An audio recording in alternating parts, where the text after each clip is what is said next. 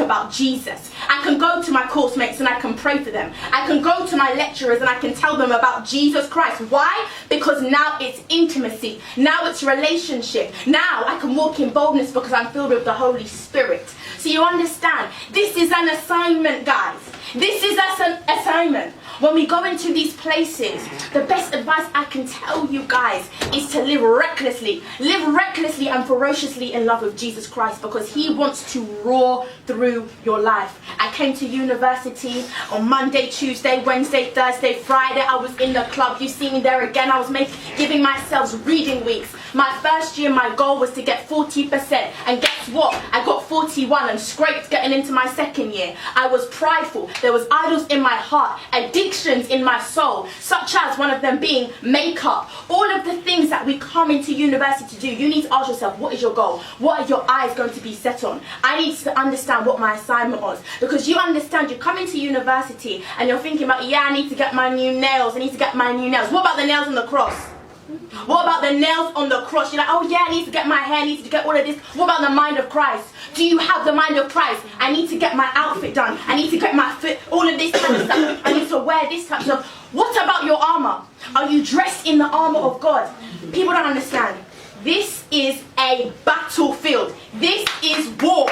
This is war. This is an assignment. We are an army of females here today in this place. Do you understand that there are principalities and powers that have been assigned to this university, that have been sitting on this university for generations? Who are you is what they're asking. Come and try me. I will get you with the lust of the flesh, the lust of the eye, the pride of life. These principalities have sat here and they've been strengthened and strengthened and strengthened. Who?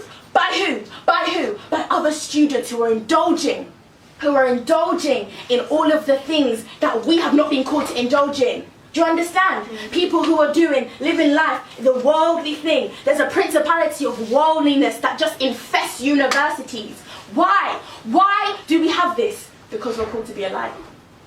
Because we're called to come into this place and conform it to the image of Jesus Christ. We're called to be lights, guys. We're called to come into places. This is the thing, okay. This is the thing. We come to university and we're like, oh yeah, you know, uni, you know, what can I offer? These types of things. Do you know who you are? Do you know who you are? Do you know what's inside of you? Do you know what you have inside? Do you know what God has placed inside of you? A lot of us, you see, we're being whacked here and this way by people and demons and all of these types of things that are causing us to be afflicted. But God's called you into freedom. God's actually called you into freedom. He's called you to, he's brought you here. He's brought you here to this place so that he can break anxiety off you. He's brought you to this place so that he can break depression out of your life. He's put you in difficult situations, not so that you can be defeated, but so that you can slay your Goliaths in this place.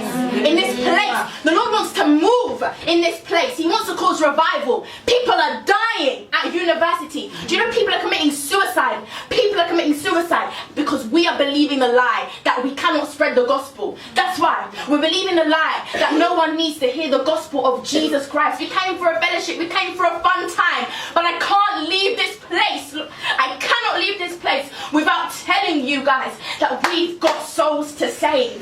We've got an identity to live in. We've got intimacy to choose. Do you understand? See, the Lord had to break me from wanting attention and allow myself to realize that I have to put the attention back onto Jesus Christ. You know, he has to receive the attention. You know, this isn't a show. It's here to show off who Jesus is. See, I came to university and I was prideful because education had become an idol of my heart. So he had to break me. You see, I was on my bed and I was lying there depressed because I wasn't doing well in my university degree. I was trying to escape from the world. I lay on my bed 5 days. I didn't eat. I didn't wash. I didn't leave my room, and I stayed there in a pity party because of my education. So the Lord used this time that I had at university to show me, these are the idols that you have in your heart. These are the idols that you have in my heart. You are confessing Christian with your mouth, but you don't reveal it through your heart. How can you allow education to keep you in bondage when I've called you to freedom? So I was living that life when I wasn't doing well in my degree because I wasn't in obedience to God, and I didn't even know that I could ask God what to do with my degree when I came to university because I thought I I knew God, but I didn't know God because I didn't even know that you could hear from God. I didn't know that he could actually be the Lord of your life. He can actually steer your life. I read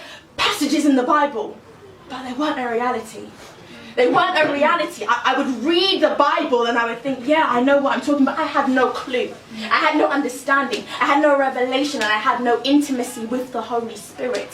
This time that you have here is to cause you to be intimate with the Holy Spirit. We can't come to these fellowships and leave university and be the same and allow all of these things to keep us oppressed, because I was in that place and the only thing that kept me going was my worship. The only thing that kept me going was my prayer. Was it my degree that kept me going? No, my degree failed me, and my degree had me bedbound, crying every night, trying to escape from life through me sleeping. And even in my dreams, the enemy would haunt me because I would still be having dreams of me failing. The only thing that kept me going was prayer. The only thing that kept me going was worship. The only thing that kept me going was intimacy. And people ask, oh, why does God use you the way that he does? Why? Why? Because I've learned to be broken.